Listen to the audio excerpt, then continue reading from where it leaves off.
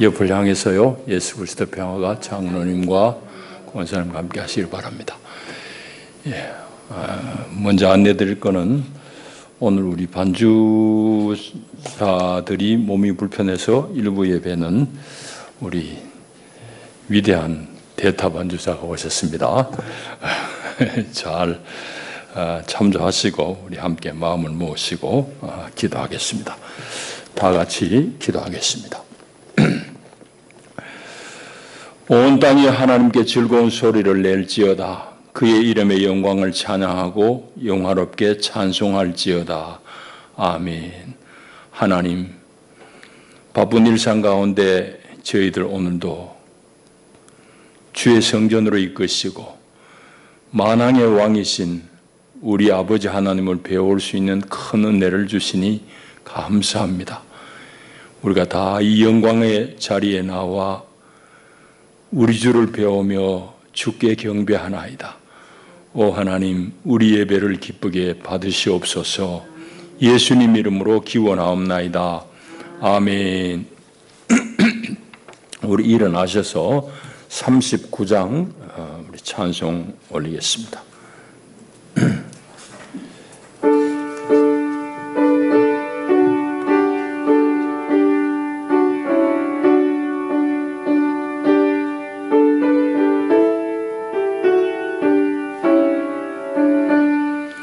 주은혜를 받으려 모인 성도들 주 크신 뜻 깨닫게 하옵소서. 내 고통의 멍에를 다 벗게 되니 날 구속하신 이름 찬양하리.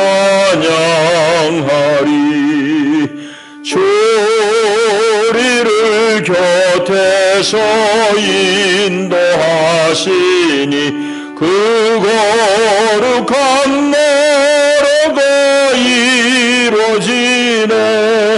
저 마귀와 싸워서 늘 승리하니 큰 영광 주께 돌려 찬양하리.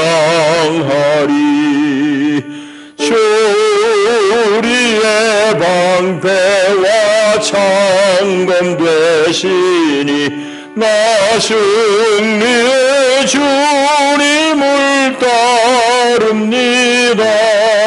그날 나를 당할 때 늘 도우시니 승전가 높이 불러 찬양하리.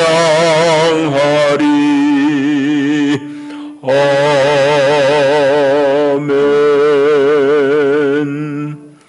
우리 함께 신앙 고백합니다. 나는 전능하신 아버지 하나님 천지의 창조주를 믿습니다. 나는 그의 유일하신 아들 우리 주 예수 그리스도를 믿습니다. 그는 성령으로 잉태되어 동정녀 마리아에게서 나시고 본디오 빌라도에게 고난을 받아 십자가에 못 박혀 죽으시고 장사된 지 사흘 만에 죽은 자 가운데서 다시 살아나셨으며 하늘에 오르시어 전능하신 아버지 하나님 우편에 앉아 계시다가 거기로부터 살아있는 자와 죽은 자를 심판하러 오십니다.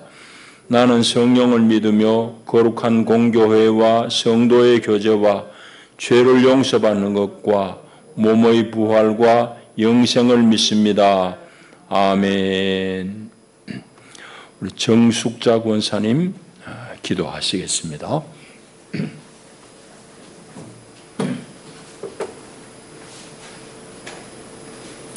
다 같이 기도하겠습니다. 참 좋으신 하나님 아버지, 변함없이 사랑으로 무더운 날씨에도 지켜주셨다가 복된 주일 하나님 거룩한 주님 전에 나와 예배하게 하시고 기도하게 하시니 진심으로 감사드립니다. 나약한 저희들 주님을 사모하는 마음으로 주님 앞에 나와 정성을 다하여 예배드리오니 영광 받으시고 성령으로 충만하게 하여 주시옵소서. 지금까지 살아온 것이 주님의 크신 은혜이며 모든 삶이 주님의 보살핌 속에서 살았습니다. 감사합니다. 하나님, 세상에는 코로나로, 홍수로, 전쟁으로, 기근으로, 경제적으로 많은 사람들이 힘들어하고 있습니다. 인간의 죄로 인하여 이 모든 세상이 오염되고 많은 사람들이 희생되고 있습니다. 우리를 불쌍히 여겨주시고 도와주시옵소서. 주님의 긍휼을 구합니다. 연로하신 권사님들 장마와 폭염 속에도 건강으로 지켜주시옵소서. 아멘. 이 무더위 여름 잘 지나갈 수 있도록 지켜주시옵소서. 질고로 고생하는 성도님 특별히 사랑하여 주시고 건강의 은총을 베풀어 주시옵소서. 아멘. 아버지, 간절히 원한과 우리 영락교회를 특별히 사랑하여 주시옵소서. 우리 영락교회는 빈자리가 너무나 많습니다. 아버지, 이 자리가 차고 넘치게 도와주시고 참으로 우리 영락교회가 주님 보시기 아름다운 교회가 되게 하여 주시고 항상 아버지 은혜가 넘치는 교회, 성령으로 충만한 교회가 되게 아버지 도와주시옵소서. 아멘. 이 시간 귀한 목사님이 다니엘 세웠사오니 영육간에 큰 변함 주시고 이 시간에 선포되는 말씀 저희들 마음밭에 심어 세상에 나가 소금과 빛과 소금의 역할을 다 할 수 있는 저희들 되게 하여 주시옵소서. 아멘. 이 부족한 죄인 거룩한 예수님 이름으로 기도하옵나이다. 아멘. 아멘. 오늘 하나님이 주시는 생명 양식은 신약 성경 마가복음 6장의 말씀입니다. 마가복음 6장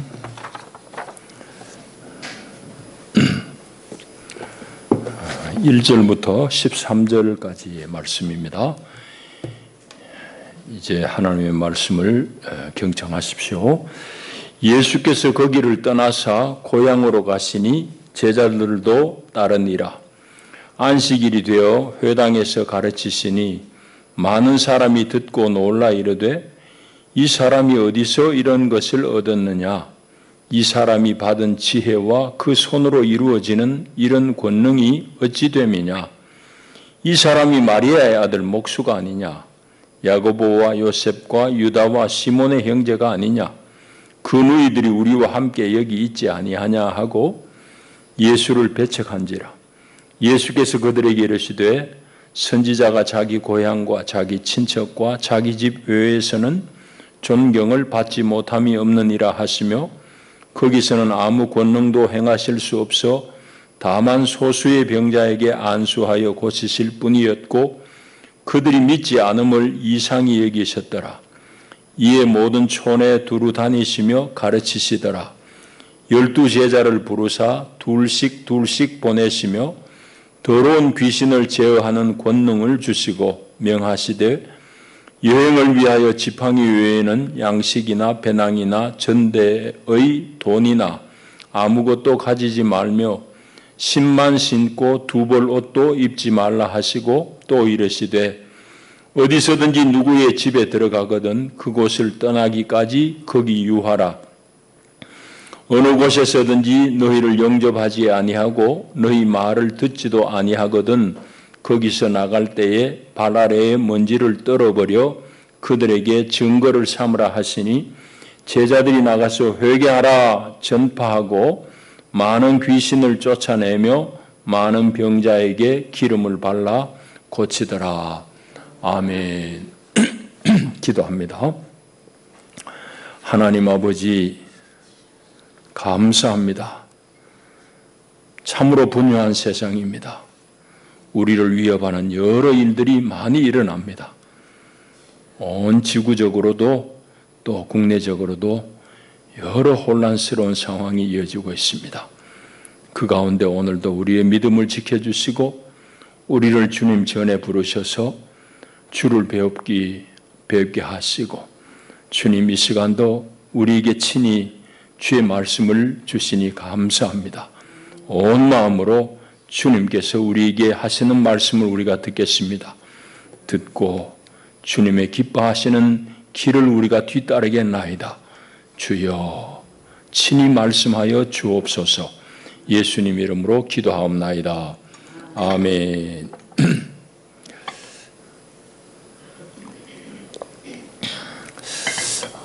많이 덥죠. 우리나라는 그래도 올여름이 아직까지는 기후가 좋은 것 같습니다. 이제 태풍이 가을에 어떻게 잘 비켜갈지가 이제 관건이긴 하지만은 세계적으로 지금 겪는 재난의 소식들 여러분 이제 다 듣고 있습니다.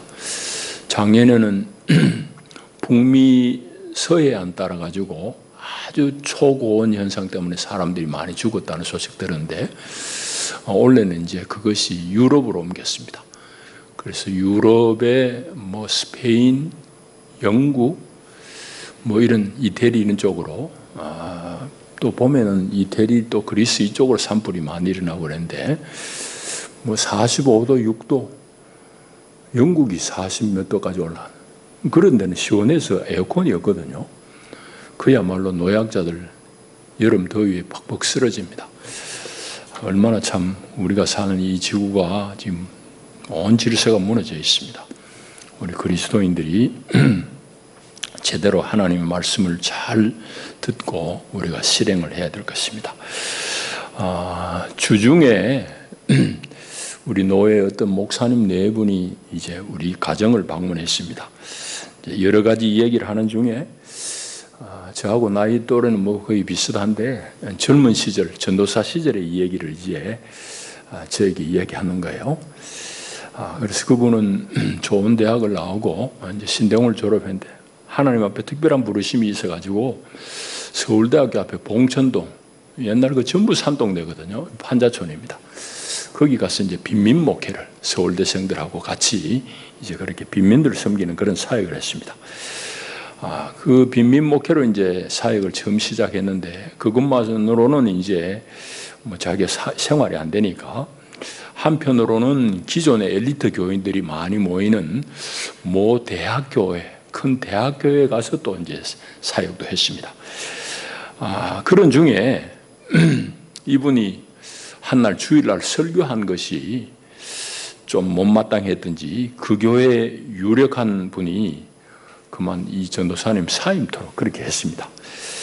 그래서 이 젊은 전도사님이 그게 평생에 이제 상처가 된 거예요. 그 뒤로는 이 설교를 하면 교인들이 어떻게 생각할까? 이게 늘 생각이 든다는 거예요. 아주 정말 큰 이제 마음의 짐이 된 겁니다. 그거는 하나님의 말씀을 정직하게 못 전하게 만드는 아주 큰 상처가 되어버렸습니다. 그래서 그날 무슨 설교했어요? 그럴 때만은 제 예상대로 가난에 대해서 설교했다고 합니다. 옳은 설교를 했는데 재산이 많은 사람이 듣기에는 조금 불편했는지 모르겠습니다. 방금 말씀드린 이거는 정도의 차이는 있지만 우리 모두의 문제입니다. 우리의 현실이기도 합니다. 그 무슨 얘기인가 하면은 우리가 참으로 성경의 말씀 앞에 솔직하냐는 얘기입니다. 성서의 말씀을 그 본래 말씀의 뜻대로 우리가 수용하느냐는 얘기죠. 그러지 못한 경우들도 종종 있습니다. 자신의 판단대로 성경을 재단을 합니다. 이것은 듣기 좋으니까 듣고 이것은 아니야. 우리가 내밀어냅니다. 이제 그것이 아주 유력자가 방금 교육자를 내미는 이런 것들로 나타나기도 하지만은 우리 마음으로부터 우리가 거여가는 그런 일들이 생기기 마련입니다. 오늘 본문의 말씀을 통해서 우리 그런 부분들을 좀 살펴봐야 되겠는데 오늘 본문을 이해하려고 그러면은 이제 당시 사회적인 배경을 우리가 조금 먼저 이해할 필요가 있습니다. 예수님께서 이제 복음 사역을 이제 이렇게 펴니까 당연히 예수님을 따르는 사람들이 많이 생기겠죠. 그러면 예수님을 추종하는 사람들이 똑같은 형태로 예배하고 예수님을 따르느냐? 아닙니다. 그건 오늘도 마찬가지지만 그 당시 처음부터 교회는 예수님을 따르는 사람들은 두 모습으로 나타납니다. 하나는 오늘 우리 교회와 비슷하게 어떤 지역에서 지도자를 중심으로 모여서 예수님의 가르침을 상고하고 따르는, 쉽게 말하자면 지역의 신앙 공동체, 교회와 비슷합니다.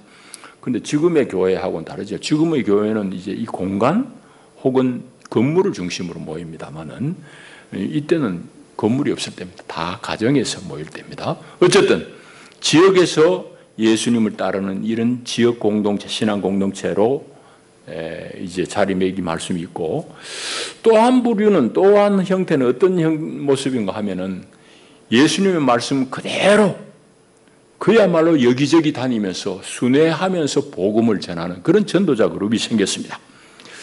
이 사람들은 자기들 고향과 삶의 터전을 다 버리고 오직 복음 전도에만 전념하는 겁니다. 그래서 오늘날도 마찬가지입니다. 그런데 지역의 교회는 언제나 이런 순회 전도자들의 생활을 이제 후원하고 책임을 지는 겁니다. 그러지 않으면 이 사람들이 어떻게 사역을 감당해내겠어요? 제일 좋은 대표적인 예가 성경에 보면은 사도 바울을 어느 교회에서 파송했느냐? 안디옥 교회가 안수하고 파송합니다. 그러니까 안디옥 교회의 지원을 받아가지고 바울이 선교 여행을, 선교 사역을 감당했다 이 말입니다. 자, 물론 바울이 가는 곳마다 오래 머물 때는 자기의 이제 그 본래의 그 직업인 천막 만드는 일도 병행했습니다만은 안디옥 교회의 재정적인 후원을 많이 받았음을 우리가 확인할 수 있습니다. 자, 오늘 본문에는 특별히 우리가 읽은 내용은 무슨 내용인가 하면 예수님께서 갈릴리 바다 주변에서 주로 사역하잖아요. 그 주변에서 사역을 하시다가 오늘 본문은 잠시 자기 고향 나사렛 마을에 와가지고 사역하신 일에 대해서 보도하고 있습니다. 그래서 예수님께서 자기 고향에 와가지고 회당에서 안식일 날 말씀을 전하는데 많은 사람들이 듣고 놀랐습니다. 많은 사람들이 듣고 놀라는 거예요. 그런데 놀란 반면에 그들의 반응은 뭔가 하면은, 예수? 어릴 때부터 쫓아다니던 우리 다 알고 있는데 저 형제들 야고보 요셉도 우리 다 알지 않느냐? 심지어 그의 누이들은 우리와 같이 지금 지내지 않느냐? 우리와 같이 살지 않느냐? 그런 얘기입니다. 그러면서 예수를 다 안다고 생각하고 우리하고 똑같은 사람이냐 하고 예수님을 배척합니다. 이제 오늘 성경이 그걸 얘기해요. 그럼에도 불구하고 주님을 정말 신뢰하는 소수의 병자들에게 예수님을 안수하시고 그들을 치료하셨다는 기록이 앞에 나옵니다. 그리고는 그 고향 사람들이 배척을 하니까 예수님은 어쩔 수 없죠. 그래서 이제 다시금 고향을 떠나가지고 이것저것 마을마다 다니면서 전도하시고 가르치셨다. 그뿐만 아니라 제자들을 둘씩 짝지어가지고 파송했다는 얘기고, 파송할 때 그들에게 권능을 입혀줘요. 어떤 권능? 귀신을 쫓아내는 권능을 입혀줘요. 그리고 너희들 돈 챙기려고 하지 말아라. 오직 너희들 신발만 신고 너희들 최소한의 생활 양식을 가지고 전적으로 하나님만 신뢰하면서 여기저기 다니면서 복음을 전하라고 그렇게 당부하시고, 그 예수님의 당부를 쫓아 제자들이 이제 다니면서 회개하라고 전파했다는 그런 내용이 오늘 기록된 내용입니다. 자, 그게 이제 전체적인 내용이라고 그러면 오늘 조금 이제 구체적으로 좀 우리 말씀을 한번 살펴보십시다. 오늘 13절까지 읽었는데 이거는 이제 두 덩어리의 얘기가 연결되어 있습니다. 두 부분입니다. 먼저 6절까지는 어떤 내용이냐 하면은 예수님의 정체성에 대해서 고향 사람들이 어떻게 판단하느냐, 그거에 대한 기록입니다. 이제 7절부터 13절까지는 뭔가 하면 방금 얘기한 대로 12제자들을 예수님께서 제자들을 파송하시고 그들이 전도해 했다. 그런 기록이 이제 여기 적혀 있는 겁니다. 근데 이 두 덩어리의 얘기가 오늘 우리에게 하고자 하는 공통된 메시지가 있습니다. 그건 뭔가 하면은 예수님을 제대로 믿는 사람의 이 얘기를 우리에게 하고 있는 겁니다. 고향 마을에서도 많은 사람들은 예수님을 배척했지만 그래도 예수님을 참으로 신뢰한 병자들이 있었다는 얘기고, 그 다음에 참으로 주님을 순전하게 쫓는 제자들의 삶은 이래야 된다는 것이 뒤에서 이제 하고 있는 이 얘기입니다. 그러니까 예수님을 제대로 따르는 소수의 무리의 이 얘기입니다. 그게 이제 이 얘기 13절까지 전체 이제 공동적으로 흐르는 내용입니다. 자, 좀 이제 구체적으로 한번 살펴보시면은 2절에 보면은 예수님께서 고향에서 이제 회당에서 사역할 때에 많은 사람이 놀랐다 했습니다. 놀란 이유가 뭡니까? 놀란 이유가 이제 2절에 있는 대로입니다. 이 사람이 지금 받은 지혜와 손으로 하는 이 권능이 대단하단 말이지. 근데 문제는 대단한 권능, 그분의 말씀의 지혜로움을 수용하는 게 아니라 그걸 보고서도 이 사람들이 도대체 이거 어째가지고 이 일이 있느냐, 어디서 저게 나왔느냐는 얘기입니다. 어디서 나왔냐. 그런 질문 끝에 이 사람들이 내린 판단은 결론이 뭔가 하면은 저 청년? 예수라는 청년? 우리 다 아는데. 어릴 때부터 속옷 입고 뭐 이 마당 저 마당 쫓아다니는 우리 다 봤는데. 그러니까 예수의 하나님 되심에 대해서 인정하기 싫은 겁니다. 인정이 안 되는 겁니다. 그래서 이 사람들이 하는 말 보세요. 3절에 보면 이 사람이 마리아의 아들 목수가 아니냐. 여러분 이 부분을 가만히 읽어보면 예수님을 아주 모독하는 말입니다. 우리도 그런 게 좀 남아있어요. 여러분 마을마다 뭐 아무개 사법고시 됐다가 가면은 아버지 이름 돼가지고 아버지 아무개 아들 누구 사법고시 합격 이러지 지 엄마 이름 안 쓰거든. 이 이스라엘에 고대에 지금부터 2000년 전에 말할 거 없죠. 그래서 유대인들은 이름을 비슷한 거 많이 쓰는데 누구의 현손, 누구의 증손, 뭐 아무개 이런 식으로 다 부릅니다. 할아버지, 아버지 이런 이름을 붙여가지고 그게 아무개. 바요나 시모나 이 말은 요나의 아들 시몬 이 말입니다. 다 자기 아버지 이름을 붙여가지고 아무개를 지칭하는데 여기서 뭐 마리아의 아들 목수가 아니냐. 대단히 멸시하는 겁니다.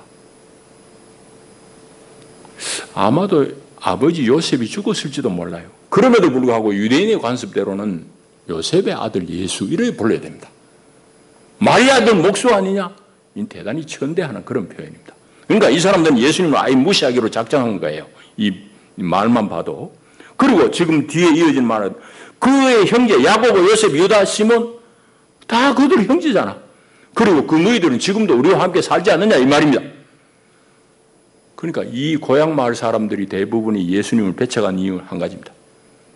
우리가 예수를 어릴 때부터 뻔히 다 알고 있는데 지금 뭐 저 예수 인정하기 싫다는 거죠. 한 가지 그겁니다. 조금 다르게 얘기하면은 잘 아는 예수가 특별한 거에 대해서 시기하는 거예요. 질투하는 거예요. 그 예수님이 인정하기 싫은 거죠.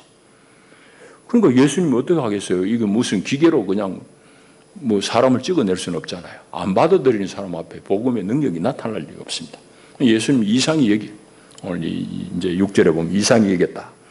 그리고 예수님은 그럼에도 불구하고 병이 들어가지고 어쩔 수 없이 예수님을 신뢰하는 소수의 사람들에게는 예수님이 안수하고 고치셨다 이 말입니다. 여러분 이게 중요한 말씀입니다. 여러분 그러니까 이 소수의 병자들 오히려 세상에서는 소외된 이 병자들만이 예수님의 은혜와 능력을 체험한 거예요. 이건 오늘 우리에게 하는 말씀이 분명합니다. 자, 그래서 그 다음 얘기는 뭔가 하면은 이제 예수님이 제자들을 둘씩 이제 파송하는데 제일 먼저 예수님께서 보내시면서 무엇을 그들에게 주셨느냐? 더러운 귀신을 제어하는 권능을 주셨다. 더러운 귀신을 제압하는 권능을 그들에게 주셨다 이 말이에요. 귀신이란 말이 나오면은 오늘 현대인들은 조금은 좀 잘 이해하기 어렵기도 하고 또 이해하지 않으려고 하는 경향이 있습니다. 그거는 오늘 우리는 다 과학시대에 살기 때문입니다. 그런데 이런 말씀은 예수님 당시의 세계관이 반영된 표현입니다. 오늘 우리의 말로 읽자면은 제자들이 장차 닥칠 온갖 난관을 어려움을 충분히 해결할 만한 권능을 주셨다. 그렇게 읽을 수도 있습니다. 그렇지만은 오늘 우리 시대에도 사실은 귀신의 역사는 사회 곳곳에 많습니다. 개인적으로 마찬가지. 그러니까 방금 얘기했듯이 고대인의 그 세계관에 따른 표현을 우리가 다 지금 그대로는 읽기는 좀 어렵다 하지만은 도대체 이 세상 가운데 역사하는 악의 근원을 깨뜨려 보고 귀신이라고 예수님이 말씀한 것은 정확한 표현입니다. 오늘도 제가 보기에는 귀신은 여전히 역사합니다. 그리고 개인을 망가뜨리기도 하고 사회를 망가뜨리기도 하고 그럽니다. 도대체 사람의 이성이 작용하지 못하는 그런 영역이 있어요. 그러니까 우리 사회도 이런 폭력성, 야만성이 군데군데 드러납니다. 어제 아래 해결됐다고 해서 참 다행이긴 하지만 결코 해결된 게 아닙니다. 아직은.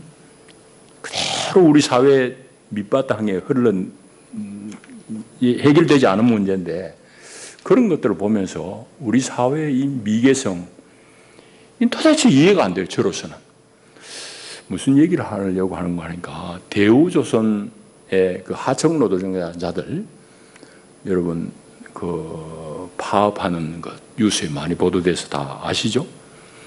근데 제가 모든 언론을 다 뭐 서치한 사람, 검색한 사람은 아니에요. 뭐 그럴 시간도 없고. 근데 언론의 논조는 제가 읽기로는 그렇습니다. 저 파업 노동자들의 요구가 뭐냐? 임금 30% 인상. 100만 원 받던 사람이 130만 원 내놔라. 이 요구를 한다 이 말입니다. 그러면 그 뉴스를 듣는 사람이 대본에 드는 생각이 뭐겠어요? 아, 저놈들 저 불안당들 아니야? 무리한 요구 아니야? 나쁜 놈들 뭐 이런 인식 팍 들어와 버립니다. 여러분, 그러나 그건 실상은 아니에요. 우리 조선업이 작년쯤부터 이제 다시금 부흥합니다. 저는 뭐 여러분 아시는 대로 이 배와 평생 관련해서 돈을 벌어먹고 산 사람이에요. 제 친구들 아직까지도 그 현장에 많이 있어요. 오늘 소식을 듣잖아요. 조선산업이 한 6, 7년 전에 대단히 바닥을 쳤습니다. 조선 뭐 허약한 회사들 다 문 닫고 다 그냥 공장이 없어지고 그럴 때에 대우조선은 그래도 우리가 허리띠 졸라매고 지금 받는 임금의 30% 우리 삭감하고 우리 해고하지 말고 그냥 견뎌보자. 이런 합의한 거예요. 단 조선업이 경기가 회복되면은 우리 임금 원상대로 복구하고 그게 약속이에요. 그럼 지금 조선 경기가 많이 살아나잖아요. 그러니까 옛날에 7년 전에 깎였던 30% 지금 원상 회복해서 달라는 얘기입니다. 다시 말하자면 노동자들이 요구는 7년 전에 그 임금대로 돌려달라는 얘기인데 뉴스는 다 30% 인상해달라고 노동자들 좀 못된 놈들 이런 식으로 얘기해버립니다. 그럼 왜 지금 우리 언론은 실상을 외면하고 그렇게 보도를 할까? 제가 보기엔 그건 귀신의 작용이 아니고는 이해할 수 없는 일이에요. 여러분, 우리 사회를 지배하는 논리 중에서 정말 하나님의 마음에서 떠난 많은 논리들이 우리를 억압하고 있습니다. 이 다 귀신의 역사지. 사실을 보면은. 우리 사회를 지배하는 게 뭡니까? 돈이 최고라는 얘기죠. 모든 데 있어서 경제 논리입니다. 사람은 뒷전입니다. 성장 제일주의입니다. 시대마다 또 다르지만 지금은 법과 논리, 법과 원칙 이게 지배합니다. 여러분, 이런 것들 이면의 역사는 귀신을 저는 보는 겁니다. 도대체 제어가 안 되는 그런 우리 사회를 아주 짓누르는 그런 세력들이에요.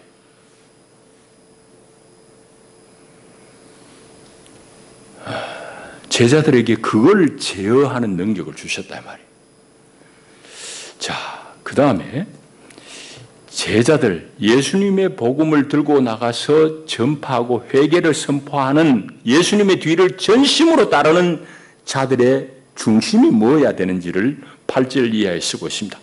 여러 가지 표현이 있습니다만 한마디로 요약하자면 하나님을 절대적으로 신뢰하라. 네가 가진 것, 네 자신을 전부 내려놓고 하나님만 전심으로 따르라. 하나님만 신뢰하고 이 사역을 감당해라 이 말입니다. 여러분, 이 말씀도 오늘 우리가 잘 들어야 됩니다. 예수 믿는 사람은 사실은 참된 그리스도인이라고 그러면 나라는 존재, 나의 인생이란 것이 하나님으로부터 받은 소명의 결과라고 받아들이는 사람이 예수 믿는 사람이에요. 사실은 내가 예수들 먹이면서 내 돈도 벌고 내가 더 출세하고 그건 여러분 피상적입니다. 그건 사실 신앙도 아니에요. 참된 예수 그리스도에 대한 신앙 고백은 뭐냐? 내 인생이란 자체가 이 땅 가운데 던져질 때, 주어질 때 하나님의 소명을 감당하는 그 존재로서의 보냄을 받은 겁니다. 그 인식, 그 고백이 예수 믿음입니다. 그렇게 자기의 인생을 규정하는 사람에게 어떤 삶의 태도가 있어야 되느냐? 예수님 그걸 여기 얘기하는 겁니다. 그러니까 이건 과격한 표현이지만 오늘 우리 세속 사회, 특별히 자본주의 사회에 사는 우리가 오늘 본문의 말씀을 문자 그대로 살기는 어려워요. 돈 아무것도 가지지 마라. 양식 가지지 마라. 옷도 2벌 이상 가지지 마라. 문자대로 오늘 우리가 이걸 실행하기는 어려워요. 그게 우리의 현실이지만 그럼에도 불구하고 본질적인 차원에서 이 말씀이 우리에게 주는 의미는 분명합니다. 방금 얘기했는데 우리 그리스도인들은 하나님 앞에 하나님에 의해서 이 땅에 하나님의 소명을 감당하도록 보냄을 받은 사람입니다. 그러니까 본질적인 차원에서 내 삶, 내 인생이라는 자체가 하나님이 이 땅 가운데 보내셨다는 그런 인식의 삶을 누리는 사는 그리스도인이라고 그러면은 이 땅 살면서 하나님 앞에서 정말 순례자로 나그네로서의 담백한 삶을 살아야 된다는 것은 분명합니다. 오늘 본문에서 우리는 그 내용을 읽어내야 돼. 자, 그렇게 우리가 본문을 이해할 수 있고 10절을 또 조금 더 읽어보면은 제가 처음에 서두에 얘기한 내용을 우리가 좀 봐야 됩니다. 제자들에게 이르시기를 어디서든지 누구의 집에 들어가거든 그곳을 떠나기까지 거기 유하라. 이 말씀을 잘 궁구하게 되면은 이 말씀 속에 제가 서두에 얘기했죠. 예수님을 따르는 신앙인들의 무리가 둘로 나눠졌다 했잖아요. 어디에 생활을 하면서 정착하면서 신앙생활하는 교회, 또 반면에 자기 생업을 다 포기하고 사도 바울같이 여기저기 다니면서 평생에 순회하는 전도자.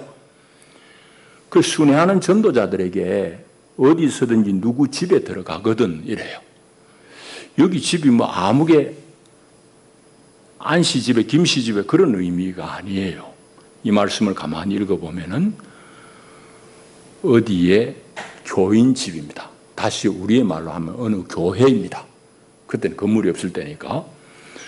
그러니까 어떤 교회 공동체에 가서 거기에 유하면서 이 사람 저 사람 만나면서 전도하는데 만이 어떤 마을에 갔다고 그러면은 그 처음 방문한 그 교인의 집에 유해라 이 얘기입니다. 그리고 11절을 가만히 읽어보면은 어느 곳에서 너를 영접하지 않으면 발에 먼지를 떨어버리고 떠나라. 이 말은 순회 전도자하고 거기에 정착하고 있는 신앙 공동체하고 갈등을 예수님께서 표현하고 있는 내용이에요.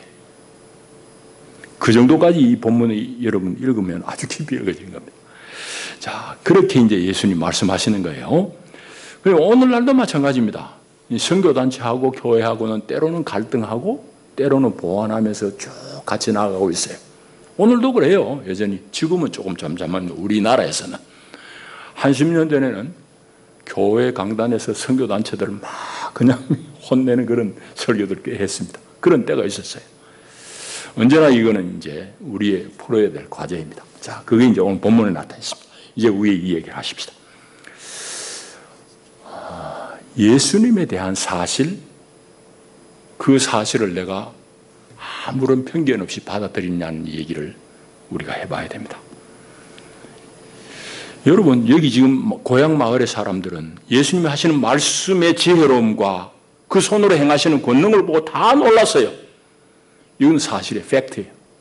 변함없는 사실이에요. 그런데 그 고향 사람들이 내린 판단은 뭡니까? 예수? 우리 다 아는데. 그 아무개 마리아 아들 목사 아닌가? 우리 다 아는데 뭐 별 수 있어? 뭐 그 얘기입니다. 여러분, 그러니까 이 마을 사람들이 예수를 수용하지 못한 것은 자기들의 편견 때문입니다. 어릴 때부터 그냥 옷 벗고 쫓아다니는 예수 다 봤는데 뭐 저 대수냐는 얘기지. 자기들의 편견이 예수를 가로막은 거예요. 하나님의 아들을 보지 못하게 한 거예요. 여러분, 이건 여전히 오늘 우리의 숙제고 우리의 문제입니다. 오늘 우리는 얼마나 교회 가운데서 많은 그리고 거대한 편견에 사로잡힌지 모릅니다. 여러분 먼저 이 질문을 해보십시오. 내가 과연 성서의 말씀을 편견 없이 내가 읽어내느냐? 또 내가 이 성서의 말씀을 편견 없이 받아들일 자세가 되어 있느냐? 그걸 여러분 스스로 질문해 보시기 바랍니다. 여러분, 내가 서두에 얘기했죠. 이제 갓 목회 시작하는 초임 전도사가 교회에서 쫓겨났어요. 왜 쫓겨났느냐? 가난을 얘기하고 가난할 수밖에 없는 사회적인 이런 구조적인 모순을 설교 때 얘기했다는 거예요. 교회가 마땅히 관심을 가져야 되죠. 개선해야 되죠. 근데 돈 많은 유력자 입장에서는 듣기 거부한 겁니다. 여러분, 이거는 그분만 한 게 아니에요. 여러분들 정도 차이가 있지만 다 그런 거예요. 목사가 성경대로 설교하면 받아들여야죠. 안 받아들여지는 거야. 안 받아들이죠. 우리 편견이에요. 우리 사회적으로 지금 교회가 태어나고 있는 편견이 많습니다. 하나의 예를 들자면 차별금지법에 대한 교회의 일반적인 태도입니다. 나는 양쪽 다 만나보거든요. 얘기하면 충분히 해결될 수 있어요. 근데 이 얘기를 안 하고 무조건 반대입니다. 저도 동성애를 동의하기 싫어요. 그러나 그 인생들은 다 불쌍한 인생들입니다. 그래서 차별금지법도 이 중심은 동성애자는 사실은 하는 작은 부분이에요. 사회적으로 인종이라든지 피부색이라든지 학력이라든지 이런 출신이라든지 이런 거에 따라서 사람 차별하지 말아야 된다는 얘기예요. 그건 세계적인 보편적인 가치입니다. 그런데 대한민국 교회들은 다는 물론 아닙니다. 완강하게 반대합니다. 이 얘기 하려고 하지 않아요. 한쪽의 이 얘기는 뭔가 하면은 왜 입법기관하고 이 얘기 안 하느냐는 거지. 이 얘기해서 교회가 교회의 성경의 진리대로 말할 수 있는 자유 충분히 주겠다는 얘기야. 그런데 이 얘기 안 하고 무조건 동성애 싫다는 거예요. 그래서 싸움질하고 있습니다. 그럼 세상이 뭐라고 보겠냐, 교회를. 이것도 우리의 편견입니다. 그래서 거대한 편견이 오늘도 여러분의 사고를 지배하고 우리는 뭣도 모르고 끌려다니고 이렇게 될 수 있다 이 말입니다. 자, 그걸 꼭 기억하셔야 되고, 두 번째는 주님의 은혜와 능력은 많은 사람 혹은 주류가 아닌 소수의 믿는 자에게 임했다는 사실입니다. 여러분 5절이 뭐라고 하고 있어요? 거기서는 아무 권능도 행하실 수 없어 다만 소수의 병자에게 안수하여 고치실 뿐이었다. 많은 사람들은 예수님 배척했으니 배척하는 사람이 어떻게 하겠어요? 그 강제로 무릎을 꿇리겠어요? 강제로 어떻게 하겠어요? 그건 신앙이 아니지. 예수님은 당신을 신뢰하는 소수의 병자들, 소수의 약자들, 이런 이들에게 하나님의 권능을 행사했다 이 말입니다. 여러분, 이건 여전히 우리가 잘 들어야 될 말씀입니다. 하나님의 일은 절대적으로 그분을 기대하고 긍정하는 그 마음에 임하시는 겁니다. 그러니까 내 편견으로 판단하고 배척하는 사람에게는 하나님의 능력이, 하나님의 은혜가 임할 여지가 없어요. 또 한 가지 우리가 들어야 될 공과가 있습니다. 그건 뭔가 하면은 주님의 제자라고 그러면은 세상 가운데 전적으로 주님의 공급하심을 믿는, 신뢰하는 그 믿음으로 살아야 된다는 말씀입니다. 그게 이제 예수님이 제자들을 파송하시면서 하신 말씀에서 우리가 얻어야 될 공과예요. 예수 믿는다는 것은 세상을 담백하게 사는 겁니다. 복잡한 거 아닙니다. 하나님을 신뢰하니 모든 일이 감사한 겁니다. 모든 일이 은혜입니다. 그 믿음을 살아라는 얘기입니다. 예수 안 믿는 사람 같이 집도 좋은 집 가져야 되고 남편 애 다 출세해야 되고 내가 하는 일마다 전부 그냥 열매가 팍팍 맺혀야 되고 그런 거 아니에요. 그거는 주시는 대로 감사한 것이고 모든 일에 범사에 감사할 줄 아는 것. 이게 예수 믿는 겁니다. 그리고 나는 하나님의 공급하심을 늘 감사하고 내 삶을 단순화하면서 담백하게 주님을 따르는 거예요. 자, 그것이 오늘 우리가 얻어야 될 공간입니다. 이제 말씀을 맺겠습니다.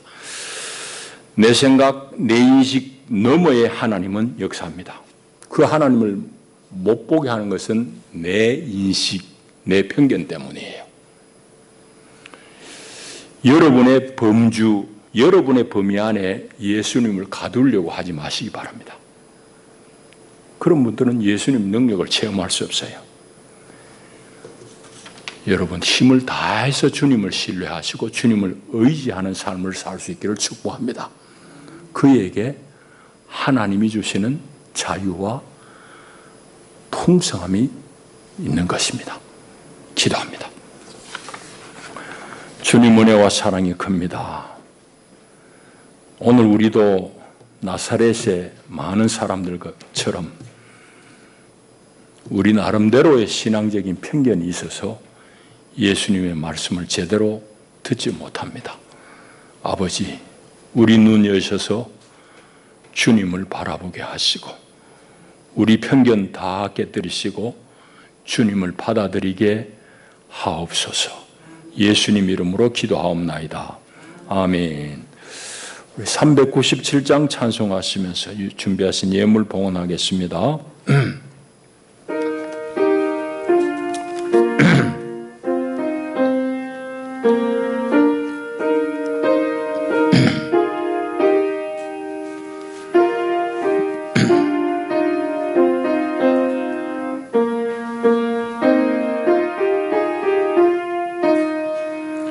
주 사랑 안에 살면 두려움 없으며 그 사랑 변함없어 늘 마음 편하다. 저 폭풍 몰아쳐서 내 마음 떨려도 주 나의 곁에 계셔 겁낼 것 없어라. 주 나의 목자시니 부족함 없으 주 인도하는 대로 늘 따라가리라. 그 지혜 나를 깨쳐 내 앞길 밝히니 나 주의 길을 따라 주 함께 살리라. 아멘. 봉헌 기도합니다. 하나님, 사망이 관영한 세상 가운데 우리를 자유케 하시고 우리를 하나님의 거룩한 나라로 옮기시며 그 하나님의 보살핌과 다스림 안에 우리 삶을 두게 하시니 감사합니다. 우리 모두는 다 하나님의 다스림 안에 놓여 있습니다. 이 얼마나 안전하고 든든한지요. 하나님의 은혜에 감사해서 이 시간 우리의 온 몸과 마음을 헌신하는 마음으로 주 앞에 귀한 예물을 봉헌하나이다. 주님 기쁘게 연락하여 주시옵고 이 예물에 담겨진 저들의 마음의 소원을 주님 감찰하여 주옵소서. 몸이 연약한 성도들 주님 기억하시고 치료하시고 만져주시옵소서. 믿음이 연약한 성도들 주님 강건케 하옵소서. 성도들의 기업을 주님께서 기억하시고 주님 친히 주장하여 주옵소서. 우리 자녀들을 주님께 맡깁니다. 하나님 인도하여 주옵소서. 예수님 이름으로 축복하고 기도하옵나이다. 아멘. 교회 소식 주보를 봐주시기를 바랍니다. 코로나가 지금 다시금 기승을 부립니다. 조심하시고 예배당에 들어오실 때에 손소독 잘 하시고 들어오시면 좋겠고, 2부 예배 후에 재직해 모이고, 오늘 우리 연보 시간에 새축복교회 정현옥 사모님 암 투병 중인데 위해서 연보를 드려주시길 바랍니다. 이제 우리 일어나셔서 성도 인사를 나누겠습니다. 잘 오셨습니다. 감사합니다. 환영합니다. 우리 강종혁 선생 내외가 오셨습니다. 감사합니다. 우리 191장 찬송합니다.